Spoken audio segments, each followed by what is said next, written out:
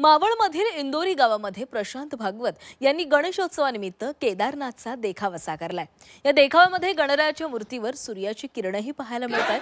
भक्ती, निसर्गाची किमया आणि कलेचा अनोखा संगम घडवणारा हा केदारनाथचा देखावा गणेश भक्तांना अद्वितीय अनुभव देतोय। तर भागवत कुटुंबाच्या एकत्रित प्रयत्नांमधून साकार झालेला हा देखावा अल्पावधीतच परिसरामध्ये चर्चेचा विषय ठरला।